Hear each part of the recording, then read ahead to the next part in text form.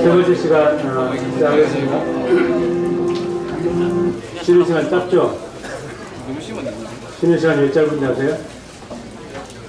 원래 짧아요. 10분밖에 안 돼요. 수업 시간 50분이고. 애들이 학교에서 그렇게 보통 얘기해요. 쉬는 시간이 빨리 끝나요. 원래 짧아, 쉬는 시간은. 학교에 공부하러 왔으니까 쉬는 시간 짧은 거야. 그러는데, 쉬는 시간 원래 짧습니다. 세 번째 주제는 이제 이성교제와 연애입니다. 이성교제와 연애. 이성교제 하십니까? 연애 하십니까? 이 구분을 좀 우리가 잘 하고, 할 건 하고 말 건 말고 해야 될 것 같아요. 보통 이성교제와 연애, 혼용에서 많이 사용을 합니다. 저희 교회도 그랬습니다. 그래서 일단 말부터 좀, 개념 정리부터 좀 하고, 거기에서 오는 혼란을 좀 줄이자라고 해서, 처음 결혼 세미나 할 때 제일 먼저 했던 게 용어 통일부터 좀 했습니다. 그전에는 뭐 이성교제 이퀄 연애해서 이성교제는 하면 안 되는 것, 이런 식으로 했는데, 우리 청년들하고 같이 거의 그룹 해가지고 이성교제와 연애의 차이점을 한번 적어보도록 했어요. 이성교제와 연애의 차이점, 이건 저희 교회 청년들이 만든 겁니다. 이성교제는 감정적인 것이다. 연애는 결혼을 전제로 하는 것이다. 책임이 따라붙는다라는 겁니다. 이성교제는 호기심이 바탕이라면 연애는 사랑이 바탕이 되어야 한다. 이성교제는 본능이고 그냥 이성에 대한 관심이다라는 겁니다. 연애는 결혼이라는 목적이 있다. 이성교제는 다대 다가 가능하다. 그룹에서 해야 된다라는 거고, 연애는 다대 다가 불가능합니다. 1대2도 안 되고 무조건 1대1만 허용이 됩니다. 이성교제는 편안합니다. 괜히 꾸미고 나가지 않아도 되고 합니다. 근데 연애는 어때요? 결혼이 전제되어져 있기 때문에 편안하기보다는 책임이 더 중요하다라는 겁니다. 이성교제는 알아가는 겁니다. 연애는 사랑하는 거고요. 이성교제는 모든 이성과 가능합니다. 나이 초월입니다. 그러니까 할머니하고도 이성교제가 가능합니다. 성이 다르니까. 그렇죠? 그러나 연애는 결혼할 이성과만 가능합니다. 이성교제는 모든 연령대가 가능하지만 연애는 결혼 정년기 때만 가능합니다. 저는 이성교제 할 수 있을까요, 없을까요? 있습니다. 연애는요. 연애 기분은 낼 수 있지만 연애를 해서는 안 되죠. 이미 결혼 안에 들어왔기 때문에 늘 연인같이 살 수는 있지만 연애를 해서는 안 됩니다. 구분이 좀 가십니까? 이렇게 하니까 형님들이 좀 구분이 좀 되더라고요. 그럼 이성교제는 할 수 있겠구나. 연애는 대상이 정해져야만 하겠구나 라는 겁니다. 이성교제와 연애 그런 공통점은 뭐가 있을까 했더니 이성교제와 연애 공통점은 남녀가 만난다는 거다. 재미있고 기쁘다. 그리고 없어요. 공통점이 별로.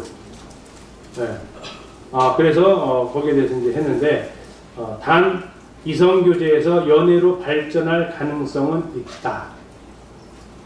편안한 사귐에서 상대방 호감이 들어서 이제 결혼을 전제로 한 교제까지 가볼 수 있다. 한문이 써놨는데요. 첫 번째가 연정입니다. 이게 이제 흔히 말하는 풋풋한 사랑, 마치 뭐라고 할까요? 소나기에 나오는 그러한 동심의 사랑 정도, 어떤 성적인 것이 들어가지 않은 그런 순수한 마음으로 사랑. 그런데 점점 좋아지면서 그 다음 나와 있는 것이 연애라는 거죠. 연애. 그래서 이제 이성으로 가는 거죠. 그리고 나서 애정이 있으면 결혼까지 가는, 이렇게 점점점 마지막 뒤에 있는 글자가 이제 두 글자 하나씩 따와서 발전해 갈 수 있다라는 거죠. 또 하나는 이제 이성교제와 연애에 있어서 이성교제의 반대말은 동성교제. 맞을까요? 이성교제의 반대말 동성교제. 맞아요? 내가 고부하네. 그렇죠. 형제들끼리 교제하는 걸 뭐라 그래요? 풋살 아니고 동성교제. 자매들끼리 하는 교제는 수다 아니고 그것도 동성교제.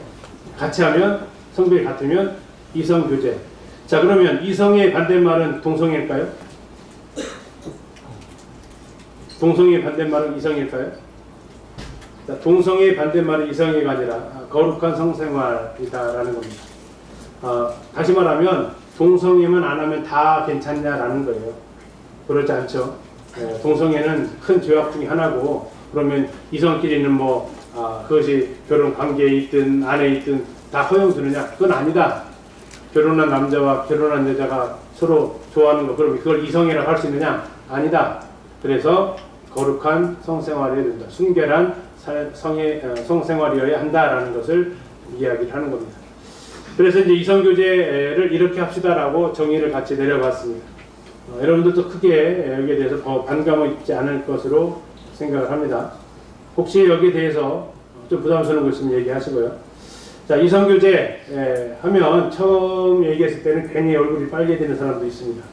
왜? 이성교제에 대한 언어 통일이 안 됐을 때 그랬습니다. 근데 이제 이것에 대해서 정리를 해줬더니 좀 편안해했습니다. 자, 이성교제라는 것은 이성과 교제하고 싶은 마음이 생기냐라는 거죠. 자, 형제 자매한테 마음이 가는 거, 멋진 남자 보면 눈이 한 번씩 가는 거 정상이에요? 이상한 거예요? 지극히 정상입니다. 예쁜 자매 지나갈 때 눈이 한 번씩 멈추는 거 어때요? 건강한 겁니다. 그거 이상하지 않습니다. 근데 자매가 예쁜 자매 본다고 자꾸 시선이 글로 가면 좀 돌봐줄 필요가 있습니다. 형제인데 괜히 형제의 그 근육질 몸매에 시선이 자꾸 멈춰 있으면, 물론 도로마이트처럼 따라하고 싶어서 그런 거 말고 그냥 괜히 동성인데 받고 자면 설레요 막 그러면, 그건 좀 많이 돌봐줘야 될 필요가 있다라는 거예요. 근데 이성한테 그런 감정이 드는 것은요, 이것은 하나님께서 주신 선물입니다. 하나님의 은혜예요. 이거 반대로 두면 이게 오히려 걱정이라는 얘기죠. 왜요? 하나님은 원래 남자 여자가 하나이기 때문에 그렇습니다. 그래서 이런 마음이 있어야 결혼도 하는 거예요. 이런 마음이 안 들면 이런 마음 주시도록 여러분들이 기도하셔야 되고요. 자, 부탁합니다. 이성교제는요, 이성교제는 그룹에서 하라고요? 개인끼리 하고요? 예, 그룹에서 하시라고요. 개인끼리 하면 1대1로 하면 연애로 들어가는 겁니다. 우리 분명히 이성교제인데 순수한 마음으로 하는데 둘이 만나면 뭐 하고 있다고요? 연애하든지 연애 흉내내고 있다라는 겁니다. 이건 여러분들이 조심하셔야 되는 일이에요. 조심하셔야 됩니다. 1대1로 만나는 그 순간 이건 이성교제 아닙니다. 약속을 했어요. 1대1로 만나면 이성교제 아니다. 그런데 가끔씩 시선 피해서 이렇게 시도하시는 분들이 있을까요? 없을까요? 있어요. 들킬까요? 안 들킬까요? 꼭 들켜서 와요. 꼬리가 길면 밟힌다고요. 가끔씩 얘기하는 거예요. 이제, 야, 기린노교회 성도들이 최하 250명이야. 네 얼굴 아는 사람이 250명은 넘어. 시내에서 돌아다니면 모를 것 같으니? 심지어 타 도로 가서도 발견되는데, 휴게소에 들렸다가 깜짝 놀라, 서로 깜짝 놀라가지고 이런 일이 벌어지는데, 감추인 것이 드러나지 않을 게 없어. 은밀하게 다 들통나. 그래서 하지 말라고 해요. 이미 그 연애로 들어가는 거예요. 이성교제 했다고 하지 마요. 1대1의 만남은 이성교제 아닙니다. 그건 연애입니다. 몰래 하는 거, 그러면서 얘기해. 저 아무 일 없었어요. 이거 안 됩니다. 제가 보통 이렇게 얘기를 드립니다. 여러분, 왕복 8차선 도로가 있다고 생각해 보세요. 8차선 도로가 있는데 횡단보다 한 100m 앞에 있어. 그러면 무단 횡단해야 돼요? 횡단보다 돌아와야 돼요? 무단 횡단하는 사람들 많네요. 횡단보도로 가야 되는 당연히. 자, 5살짜리 아이가 저쪽 건너편 엄마를 봤어요. 엄마 보고 싶은 마음에 무단 횡단을 했어. 저쪽에서 차와. 유치원 때 배운 게 있어. 손 들고 건너라. 손 들었어. 그리고 차를 봤어. 차가 멈췄어. 건넜어. 뛰지 마라. 안 뛰었어. 천천히 걸어갔어. 운전자가 눈 맞췄잖아. 눈 맞추고 건넜어.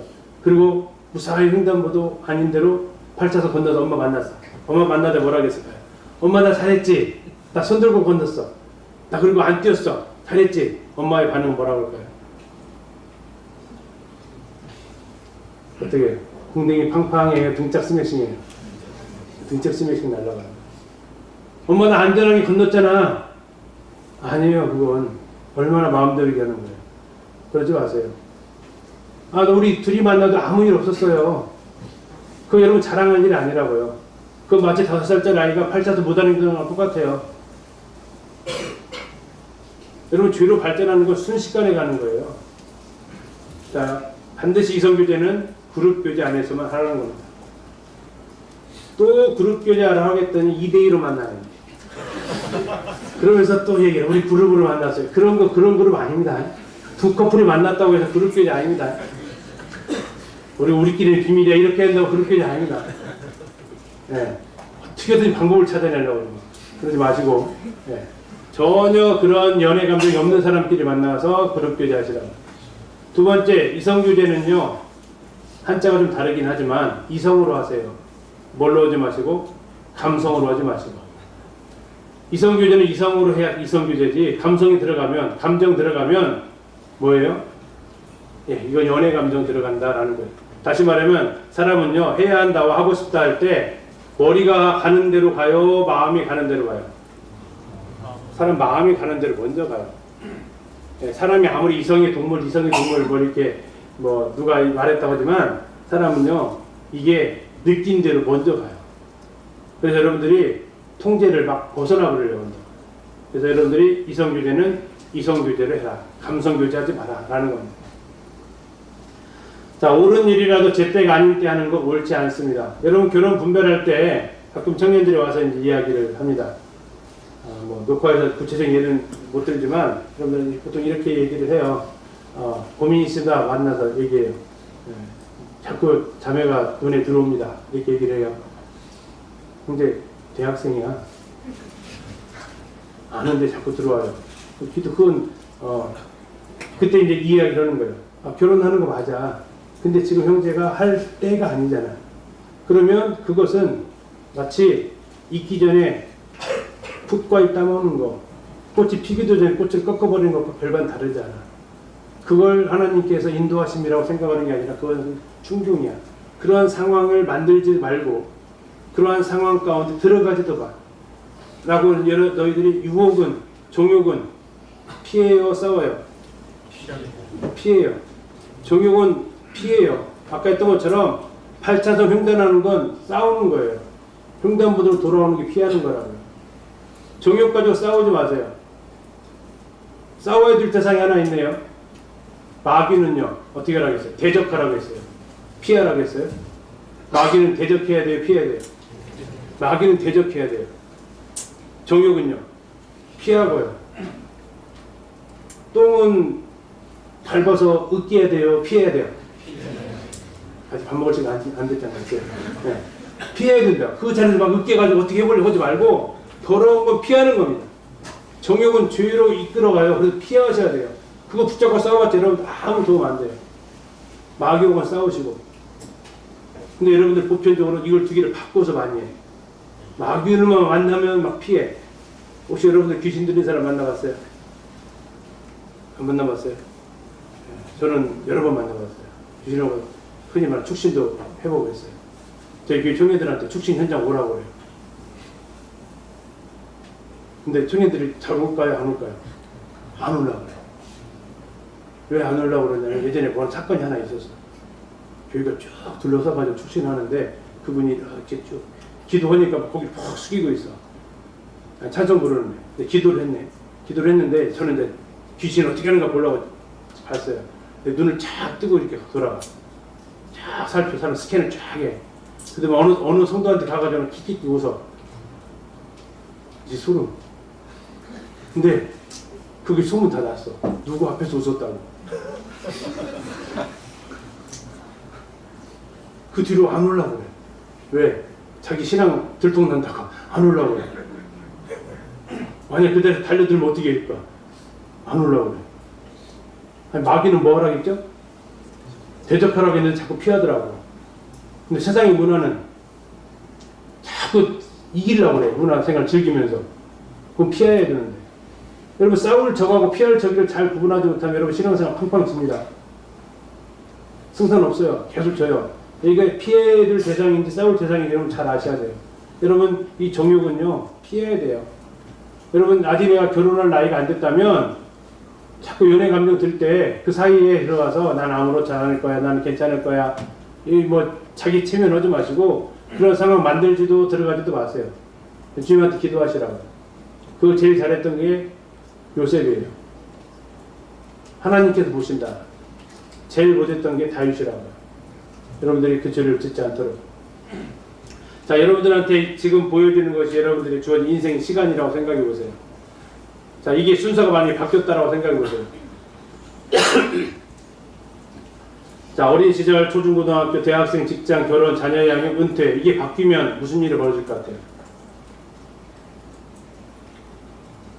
뭐 대학생하고 직장 생활이 바뀌는 것은 가끔 일어날 수 있습니다. 그렇죠? 가정 형편 때문에 직장 먼저 들어가고 대학생 할 수 있어요. 괜찮아요. 그래도 직장하고 결혼이 바뀌면요, 실업자인데 결혼했으면요, 고생을 좀 해야 돼요. 그렇죠? 직장 얻을 때까지 누군가는 고생을 좀 많이 해야 돼. 특별히 금수저가 아니라면. 결혼하고 자녀 양육이 바뀌면요, 이거 상당히 이제 복잡해지기 시작해, 이제. 이해가세요? 자, 어떤 것들이 이 순서가 바뀔 때, 제때 가지 않으면, 이게 순서가 바뀌어버리면, 여러분 인생이 흔히 말하는 꼬인다고요. 꼬이게 되면, 그 좋은 시간을, 엉뚱한 데 사용할 수밖에 없다라는 겁니다. 두 번째는, 사지도 못할 것을 사려고 시장에 갈 필요는 없다. 아이쇼핑 있잖아요. 꼭 그렇게 얘기도 하시더라고요. 아이쇼핑, 물론 좋긴 하죠. 자매님들 특히 아이쇼핑 좋아하잖아요. 그렇죠? 근데 여러분들이 조심해야 될 거, 여기 이성에 대한 문제는 그렇지 않다라는 겁니다. 백화점에서는 아이쇼핑 하세요. 다른 사람한테 피해는 안 주니까. 자기 다리 아플 것이고, 자기 시간 들어가는 거. 근데 이성교제에서 아이쇼핑 하게 되면 상대방한테 헷갈리게 만들어요. 친밀감은요, 두 사람 사이에 이루어지는 겁니다. 헌신할 약속을, 다시 말하면 결혼할 마음이 있어야만 할 수 있다라는 겁니다. 헌신에 대한 약속, 이것에 대한 현금으로 비유한다면, 시장으로 아까 표현했으니까요, 미래의 배우자를 고르러 시장에 갈 필요가 없다라는 겁니다. 아직까지 내가 현금 이것을 살 필요가 없다라면, 결혼할 상태가 아니라면 여기에 대해서 친밀감을 연습하지 마시라라는 겁니다. 오히려 이것이 더 여러분들을 어렵게 할 수 있기 때문에 그래요. 다음에 이성 간에 일어날 수 있는 스킨십 문제 잠시 좀 다루겠습니다. 강단에서 이런 거 다루기가 쉽지 않죠. 그렇죠? 그래도 우리는 주제로 모였으니까 할 수 있어요. 그렇죠? 이성과의 스킨십은 성행위의 시작입니다. 그리고 성은요, 생명을 만드는 겁니다. 생명은 가정 안에서만 만들어지고 탄생되어야만 합니다. 따라서 스킨십은 누구랑만 가능하다고요? 생명을 나눌 대상과만 가능합니다. 생명을 나눌 대상이 누굽니까? 아까 여자들의 제1순위 돕는 배필의 역할은 뭐라고요? 생육하고 번성하는 그 일이었습니다. 오늘날처럼 이것이 그렇게 강조되는 때도 별로 없어요. 워낙 저출산 되다 보니까. 이건 어쩌면 창조 명령을 어긴 결과이기도 하죠. 자, 여러분, 생명을 나눌 대상은 오직 부부관계밖에 없습니다. 부부관계 안에서만 스킨십이 가능하다라는 겁니다. 부부관계로 들어가지 않은 상태에서는 스킨십은 여러분들이 자제해야 되고 절제해야 되고 조심해야 됩니다. 왜요? 이것은 진도가 상당히 빨리 나가기 때문에 그렇습니다. 사람의 욕구가 보통 이렇대요. 서면 앉고 싶고, 앉으면 눕고 싶고, 누면 자고 싶고, 손 만지면 어깨동무하고 싶고, 어깨동무하고 있으면 앉고 싶고, 안으면 키스하고 싶고, 순간적으로 한다고요. 그런데 오늘날 연애 풍조에서는 어떻게 이 과정이 진행이 됩니까? 하루에 다 됩니다. 이게 이 과정이. 그 정도로. 왜? 목적 자체가 그러한 쾌락이니까. 그러나 우리는 결혼은 반드시 책임이다라고 말씀드렸습니다. 스킨십은 누구랑 한다고요? 생명을 나눌 대상하고만. 결혼하기로 약속했으면요? 아닙니다. 그 사이에 여러분들이 내일을 알지 못해요. 결혼하기로 약속해도 결혼식까지 보장이 안 되잖아요. 어떻게 보장합니까? 그러면 기다리는 거예요. 우리는 이게 결혼하기로 했으니까, 사랑하니까 스킨십 된다? 아니요. 사랑하니까 지켜주셔야 돼요. 뭐라고요? 사랑하니까 지켜줘야 된다고요. 여러분, 세상에서는 이렇게 말을 다르게 합니다. 사랑하니까 여행 갈 수 있고, 사랑하니까 같이 잘 수 있지. 나랑 같이 안 자는 거 보니까 나 사랑 안 하는 거지. 이런 식으로 접근해 온다고요. 그거 다 거짓말이라고요. 그 사람이 여러분 좋아하는 거 아니고 여러분 사랑하는 게 아니에요. 여러분 그 잠자리를 사랑하는 거지. 온나잇을 사랑하는 거지 여러분 인격을 사랑하는 게 아니라고요. 사랑한다면 지켜줘야 돼요. 이건 여러분들이 그리스도 안에서도 마찬가지입니다. 여러분 세미나는 두 가지 목적이, 하나는 불신결혼하지 말라고. 아까 결혼의 목적에 대해서 그리스도 교회 역할을 감당하려면 불신결혼은 아예 해당이 안 돼요. 심지어 고린도 7장에서 가면 과부가 재혼을 가더라도 반드시 주 안에서만 하라고 했어요. 과부가 재혼을 하더라도 주 안에서 한다면 청년들이 결혼하는 건 더할 나위 없다라는 겁니다. 주 안에서만 허용이 된다라는 거예요. 왜? 결혼에 담겨져 있는 비밀이 그러기 때문에. 결혼이 목적이 아니기 때문에 그래요. 결혼은요, 우리 기혼들이 제일 고마워하는 것 중에 뭔지 아세요? 네, 기혼들이 고마워하는 것이 천국에서는 부부를 안 산다는 것이 고맙대요. 좀 슬프긴 해요, 그렇죠? 결혼 생활이 여기서 끝난대요. 그러니까 더 좋아하시더라고. 근데 그게 왜 여기서 끝나는 줄 아세요? 그게 온전한 목적이 아니었으니까 그래요. 온전한 곳이 오면 그전 것은 다 없어지게 되어 있어요. 그리스도가 교회의 그 모습이 온전하게 하나님께서 만들어 놓으신 것이니 그것만 남아요.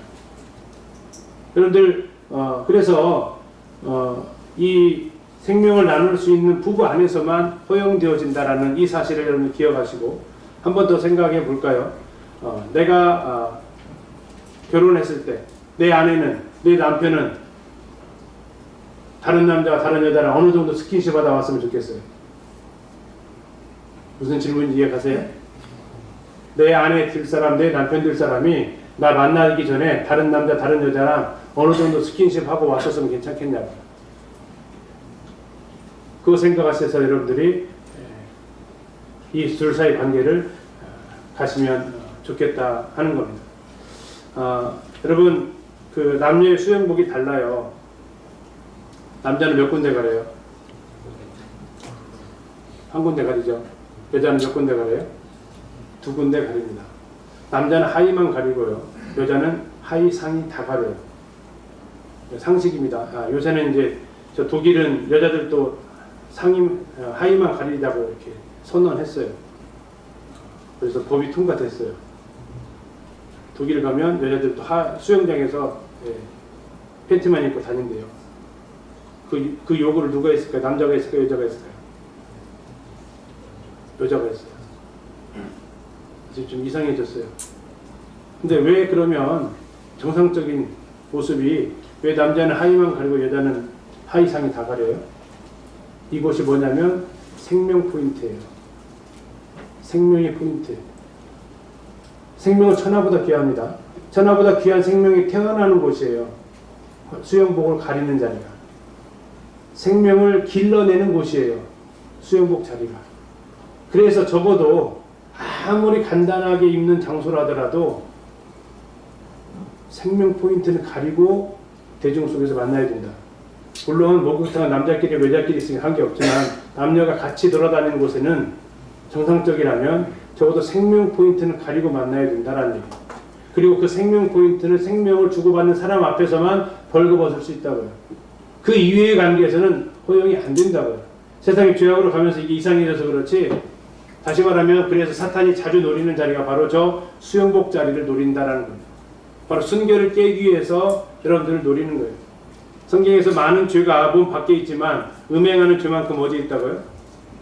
몸 안에 있다라고 말하고 있는 이유와도 일맥상통하다 할 수 있겠습니다.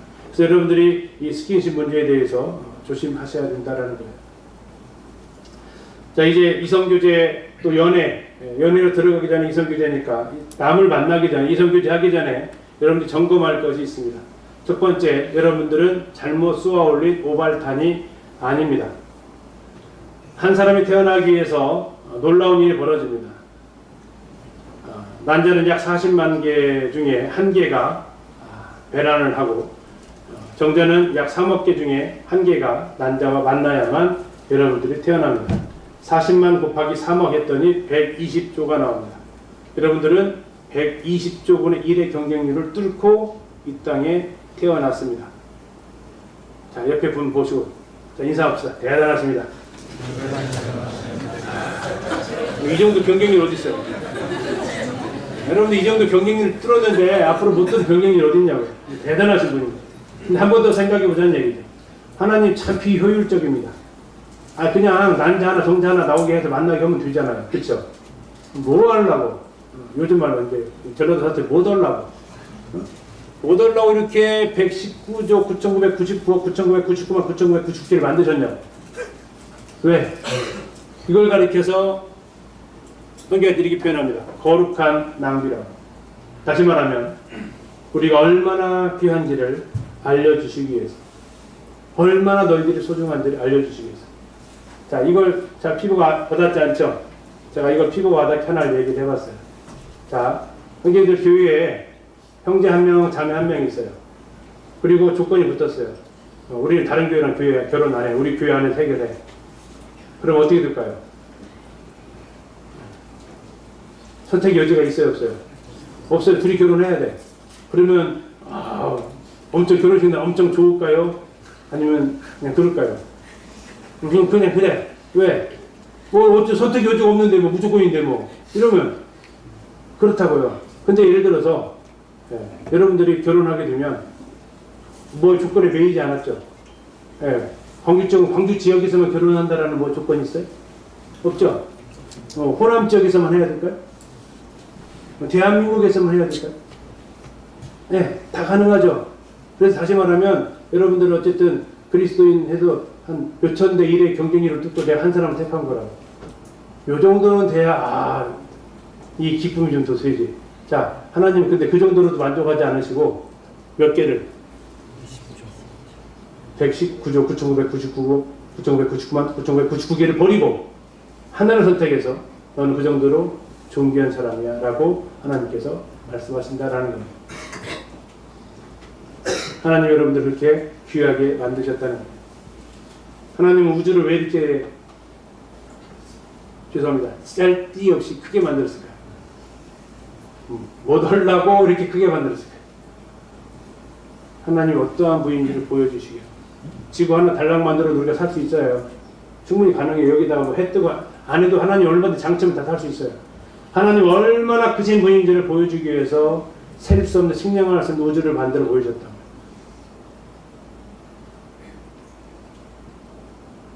얼마나 여러분들이 존귀한지를 보여주시기 위해서 그 생명의 놀라운 경쟁률을 뚫고 여러분들을 태어나게 하셨다. 여러분 다른 사람 만날 때 흔히 말하는 자존감이 떨어지는 분들이 계세요. 그래서 저 사람한테 버림받을까봐 상대방이 다 싫어하면 어떡하지? 그러한 마음으로 여러분들이 잘못 생각할 수 있어요. 그럼 그러지 마세요. 여러분 하나님 형상이요 놀라운 경쟁률을 뚫고 태어났을 뿐만 아니라 예수 그리스도의 피값으로 여러분들이 값으로 사신 바 됐다. 존귀한 사람들입니다. 두 번째 여러분들이 이성을 알아가기 전에 알아야 될 것이 바로 하나님을 아셔야 돼요. 또 여러분 자신을 아셔야 됩니다. 하나님을 먼저 여러분들이 아셔야 됩니다.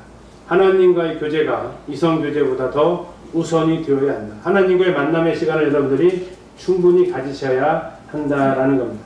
주님과의 교제가 사람들과의 교제의 바탕이 되어야 사람들과의 관계가 원만해질 수 있다라는 겁니다.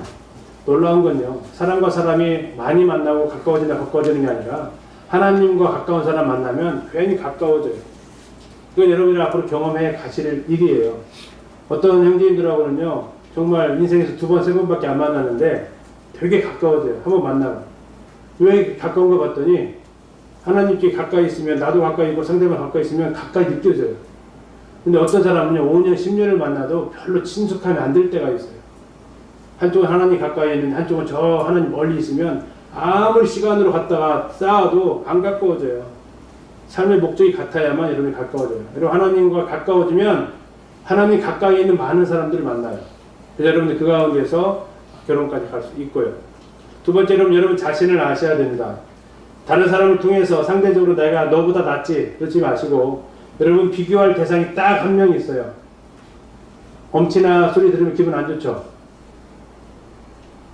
예, 여러분 엄친아로 이렇게 엄마한테 비교당하면 기분 안 좋단 말이에요. 여러분들은 그 사람들을 비교하지 마세요. 여러분 비교할 사람 딱 한 명 있어요. 누굴까요? 어제의 나. 어제의 내가 나랑 비교할 유일한 대상이에요. 또 누구랑 비교했더니 예수님이 이렇게 하시는 거예요. 그건 너무 많이 좀 격차가 좀 나니까 어제의 나.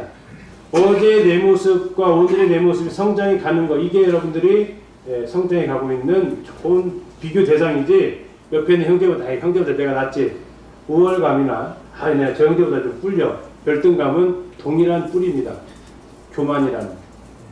그래서 교만이 자기보다 높은 사람 만나면 꿀리고, 자기보다 낮은 사람 만나면 막 받고 일어나려고 그러고, 교만이 그 안에 다 있는 거예요. 여러분 교만하지 마시고 어제의 나하고 자꾸 비교하시라고요. 그래서 여러분들이 성장해 갈 수 있기를. 그리고 나와 주님과의 관계에서 여러분 삶의 목적을 분명히 인식해야 됩니다. 여러분들이 반드시 질문해야 될 두 가지 질문이 있다면, 사도 바울이 물어봤던 두 가지 질문, 다메섹에서 만났던 주님 누구십니까? 주님 무엇을 해야 할까요? 이 질문은 여러분들이 그냥 편하게 달고 사세요. 항상 너는 나를 누구로 아느냐 했을 때, 여러분들 예수님께서 제자를 질문했을 때 대답할 준비가 멘트가 있어야죠. 뭐라고 하실 거냐고. 너에게 나는 누구야? 너 나 누구라고 하냐? 여기서 나는 뭐라고 대답하실 거예요. 근데 그것이, 그 답변이 한결같아야 될까요? 아니면 갈수록 달라져야 될까요? 헷갈리기 시작해요, 이제. 자, 좀 쉽게 갑시다. 여러분들이 부모님에 대한 생각이 초등학교 때랑 대학교 때랑 한결같아요? 달라져요? 한결같으면요, 부모님이 많이 힘드실 거예요. 성장하는 것에 따라 달라져요. 신앙도 마찬가지예요. 그분과의 관계에서 그 한마디 빼놓고는 없어. 마치 그 그리스도의 최상의 그 의무 예배에 나오는 그 고백처럼, 한 분이 결혼을 했는데 소방관이랑 결혼했어. 소방관이 결혼한 이유가 뭐냐? 자기를 불에서 건져줬어. 그래가지고 그 은혜 보답하려고 밥 사주고 만나다가 해서 결혼까지 갔어. 근데 신부의 고백이 뭐겠어요? 여보, 내가 당신 때문에 내가 살았어요. 고마워요. 1년이 지나도 같은 말, 5년이 지나도 같은 말. 신랑이 행복할까요? 기분 좋을까요? 신랑이 묻는 거죠. 그거 말고는 없어, 이제? 그거 말고 없어? 나는 늘 그 과거에 늘 같이 있어야 돼? 여러분, 예수 그리스도 너는 나를 누구로 하느냐? 아싸, 대답 하나 찾았다. 평생 가실 거 아니에요? 아니죠. 성장해 가셔야죠. 여러분, 주님과의 관계에서 이거 성장해 가셔야죠. 주님, 제가 무엇을 해야 될까요? 예, 여러분 인생에서 물어보셔야 돼요. 내 앞으로 인생에 하나님 나를 향한 계획이 무엇인지, 하나님 나를 왜 태어나게 하셨고 왜 구원하셨는지 물어보셔야 돼요. 그러면 그거 하나 물어보고 끝나요? 아니에요. 시편 144편 8절 보면 아침에 나로 주의 인자한 말씀 듣게 해달라고 기도해요. 내가 하루에 살 길을 어떻게 살아야 될지에 대해서 알려달라고 기도한다고. 여러분들 매일같이 이 두 가지는 늘 물어보셔야 돼요. 주님 누구십니까? 주님 무엇을 해야 될까요? 여러분들이 그래야 여러분 자신에 대해 정체성을 주님 안에서 여러분들이 발견해 갈 수 있다는 겁니다. 세 번째 부탁하고 싶은 것은, 이성교제 할 때 왜 발전 가능성 때문에 그렇습니다. 이성교제에서 어디로 발전 가능성이 있다고요? 연애로 갈 가능성이 있기 때문에 여러분 조심하셔야, 반드시 모르야 될 거, 하나님 의식하면서 사시라는 겁니다. 하나님 의식한다라는 거, 아브라함이 이렇게 얘기합니다. 그럴 사람들 앞에서 자기 아내 사례를 누이 동생으로 소개하면서 왜 그렇게 했냐 했더니 아브라함의 답변입니다. 이곳에는 하나님을 두려워함이 없습니다. 그래서 내 아내를 취하려고 나를 죽일까 생각했습니다. 자, 하나님을 두려워하지 않는 사람이 할 수 있는 행동들이에요. 아브라함이 생각한, 어쩌면 맞습니다. 하나님을 두려워하지 않으면 사람들은 자신의 목적을 달성하기 위해서 뭔 짓이든 하는 게 사람의 모습입니다. 왜요? 하나님을 두려워하지 않기 때문에 그래요. 두 번째, 요셉은요, 내가 어찌 이 큰 악을 행하여 하나님께 죄를 짓겠습니까? 그가 이렇게 고백을 해요. 이거 말은요, 사실 내가 어찌 이 큰 악을 행하여 보디발께 죄를 지으리까 라고 하는 게 상식적으로 맞는 말이에요. 왜? 누구 아내를 대상으로 하는 거니까. 보디발 아내를 대상으로 하는 거니까. 근데 요셉은 보디발이라고 하지 않아요. 뭐라고 해요? 하나님께 죄를 짓는 거라고 생각합니다. 하나님께만 죄를 듭니다. 그래서 늘 하나님을 의식하면서 살아요. 여러분 하나님을 의식하시면서 살아야 돼요. 하나님을 두려워함 가운데 여러분들이 살아야 된다고요. 여러분 출애굽기에서 사람 죽인 한 사람 나옵니다. 누구 사람을 죽였죠? 모세가 사람을 죽입니다. 누구를 죽였습니까? 자기 민족을 괴롭히는 사람을 죽였어요. 자, 우연으로 실수로 죽였어요? 계획적으로 죽였어요? 실수입니까? 계획입니까? 의도성을 가지고 죽입니다. 그걸 어떻게 알 수 있습니까? 네, 그가 죽이기 전에 좌우를 살폈다고 했어요. 좌우를 살핀 이유는 뭘까요? 누가 보나 안 보나 살핀 거예요. 누구 보고 있는 사람이 있었으면 죽였을까요? 아니죠. 아무도 없었습니다. 그래서 죽입니다. 궁중무술로. 이래봐도 모세는 궁중무술 배운 사람이잖아요. 왕자잖아요. 궁중무술 탁 치면 딱 죽는 거죠. 근데 성경에서 뭐라고 했다고? 좌우를 살폈다라고 했어요. 놓쳤어요. 하나를. 어디를? 위에를. 위에만 의식했어도 그는 그렇게 하지 않았습니다. 여러분들 혹시 청소년 시절, 지금도 그럴 수 있습니다. 지금도 그럴 수 있는데 꼭 들어가면서 배꼽 단추 툭 누르고 그 안에서 마음껏 행하지 않으세요? 좌우 둘러봐도 아무도 없으니까 여기 내 방이고 문까지 잠궜으니까 나 혼자다 하면서 여러분 한 군데 더 보셔야 돼요. 어디 보셔야 돼요? 여러분 구원 받았으면 안을 보셔야죠. 내 안에 누가 계신가? 성령 계시니까. 사람 눈 피해서 다니려고 하지 마시고요. 하나님 의식하시라고요.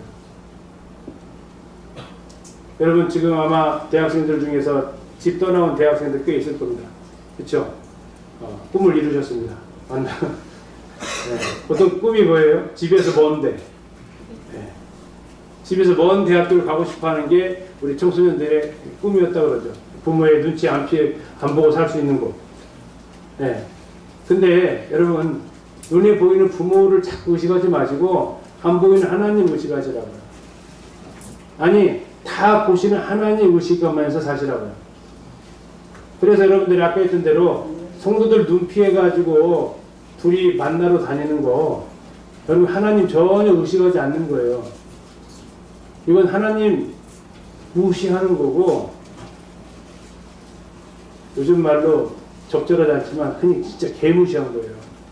누구를? 하나님을. 하나님 당신이 봐도 괜찮아. 성도들이 보는 건 내 마음이 찝찝한데 하나님이 보는 건 괜찮아. 뭐 하자는 겁니까? 하나님이 그럼 누구만도 못한 사람이 돼요? 그럼 하나님 의식하시면 살으셔야 돼요. 하나님 의식하지 않으면 마음껏 살아야 돼요.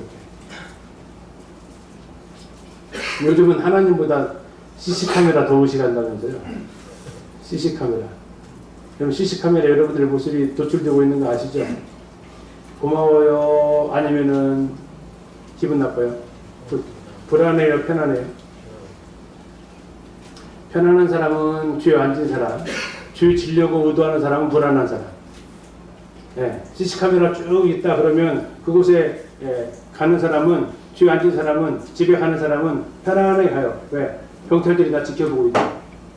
나 혼자 안 간다. 비록 요진길이지만 CC카메라가 나 계속해서 경찰서에서 이걸 모니터링 하고 있다.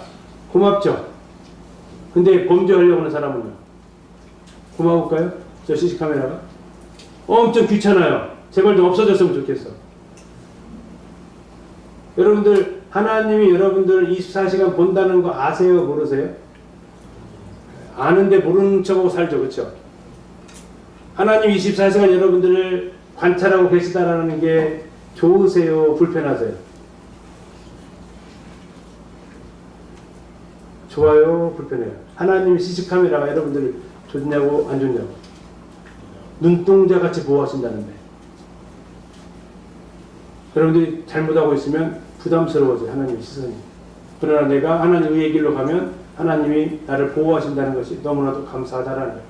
여러분 하나님 의식하면서 살아가면 여러분들이 이성교제 아주 건강하게 잘할 수 있다라는 겁니다.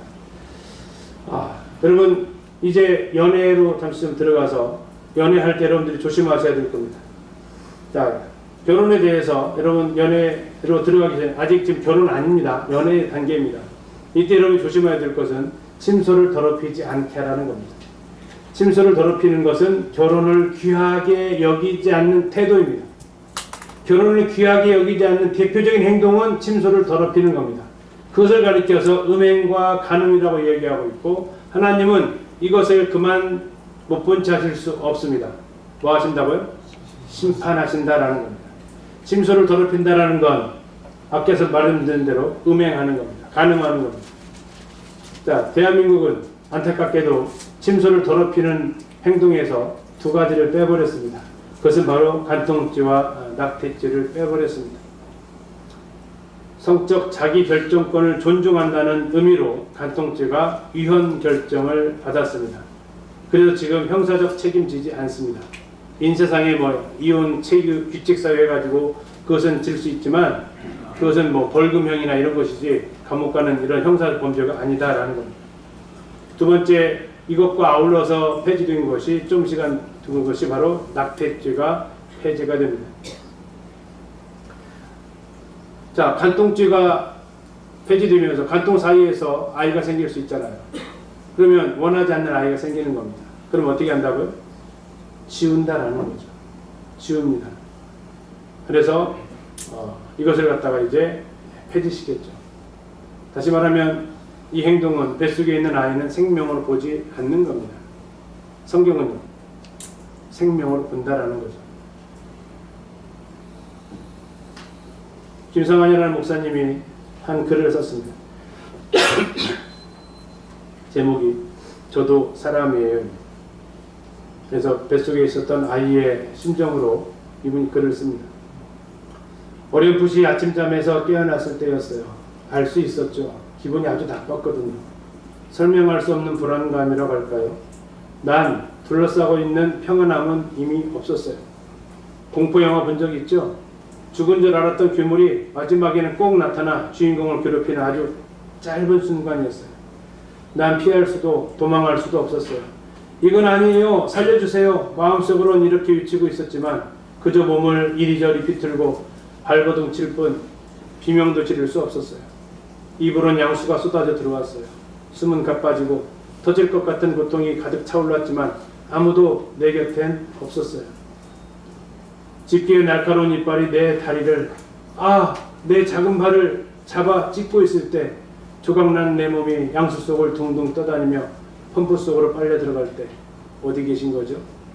내가 죽어야 당신들의 세상, 당신들만의 천국이 안전할 수만 있다면 날 죽이세요.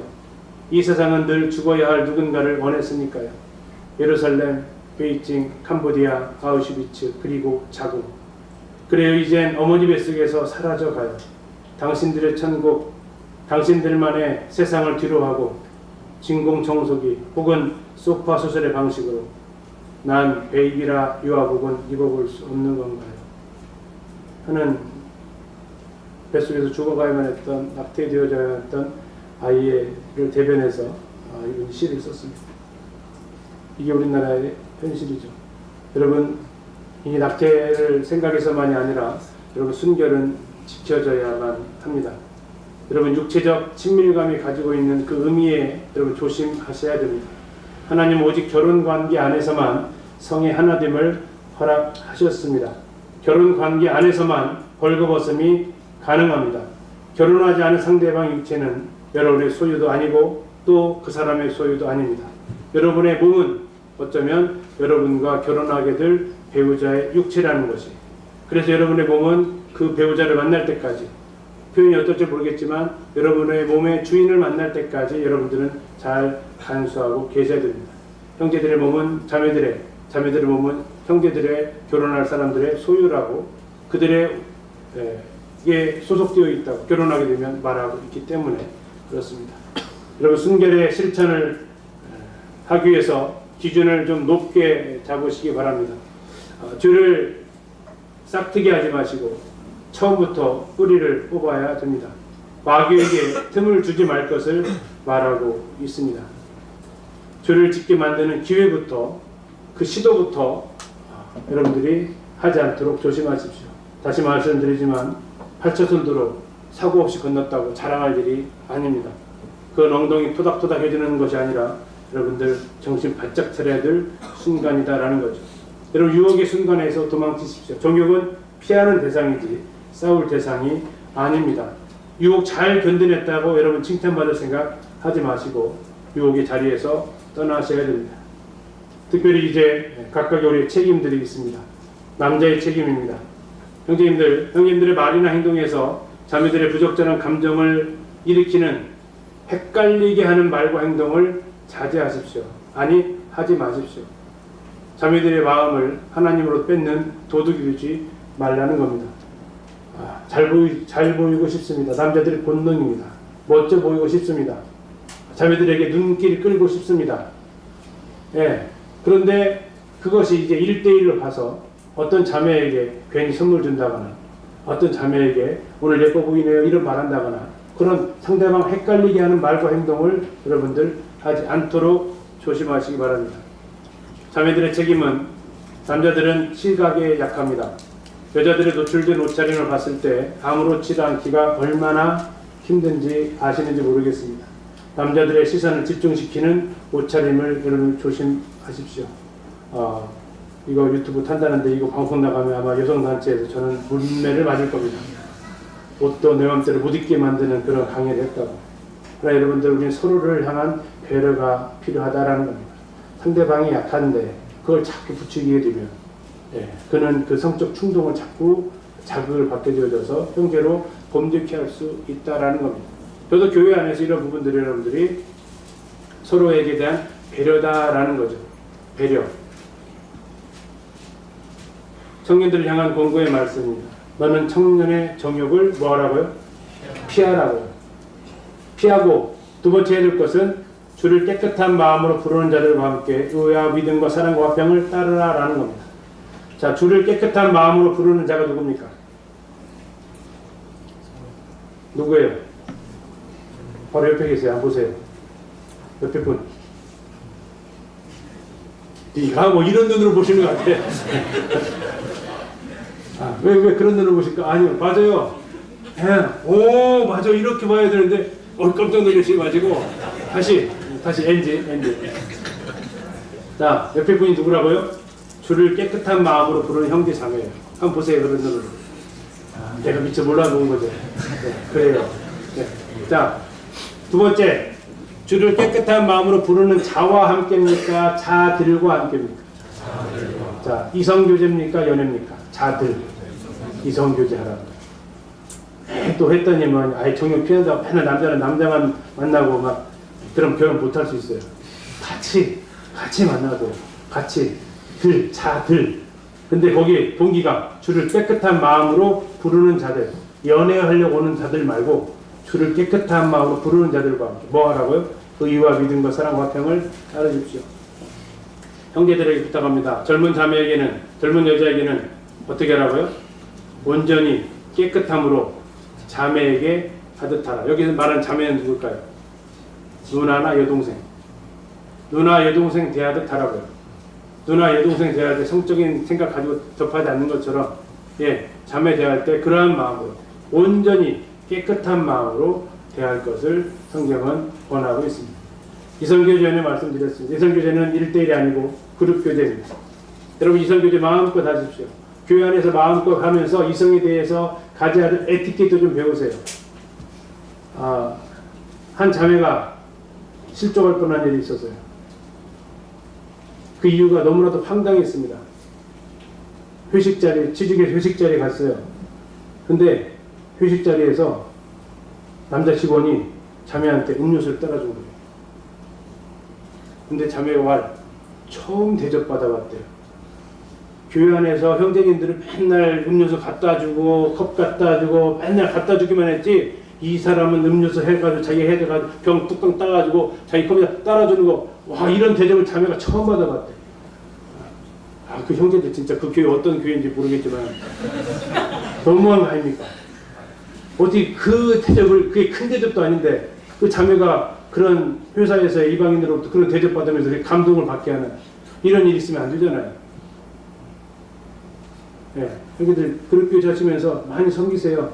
많이 친절을 베푸시고 흑심 품지 말고 한 사람한테만 하지 말고 골고루 하시고 눈길 주지 마시고 오해하게 하지 마시고 그룹교제에서 아름다운 이성교제 하시고 결혼이 결정되어지면 그때부터 연애를 하시고 연애를 하시더라도 결혼 전에는 순결을 지키시고 그래서 여러분들이 아름다운 이성교제 가운데 서로에 대한 에티켓, 매너 배워가시면서 또 결혼할 대상자 만났을 때 순결함으로 함께 삶의 목표를 공유하고 서로를 존중하면서 아름다운 가정을 꾸려갈 그 준비를 해 가시기를 바랍니다. 자, 이제 10분 쉬었다가 4강 들어가도록 하겠습니다.